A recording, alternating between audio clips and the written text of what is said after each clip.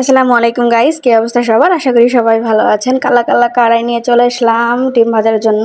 এরকম কালা কালা কারাই নাকি ডিম ভাজলে সবাই ভাইরাল হয়ে যায়, অথচ আমি কিন্তু এখনো ভাইরাল হতে পারলাম না। ভাবলাম আজকে একটু কালা কালাই কড়াইয়ে ডিম রান্না করে দেখি ভাইরাল হতে পারি কিনা। তো আসলে ভাইরাল হবে সেটা হচ্ছে কি, ডিম বা কড়াই কোনোটার উপরে ডিপেন্ড করে না, ডিপেন্ড করে আপনাদের উপরে। আপনারা যখন চাইবেন ভাইরাল করতে পারবেন, যখন চাইবেন ভাইরাল করতে পারবেন না।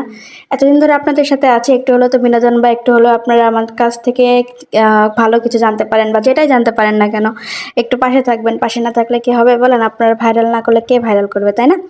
তো এই তো কালা কালা কড়াই একটু ট্রাই করেছিলাম, যদি ডিম ভেজে আপনাদের কাছে ভাইরাল হতে পারি সেজন্যই আর কি। আসলে পুরো ভিডিওটাই ফানি ভিডিও হিসেবেই করা আর কি।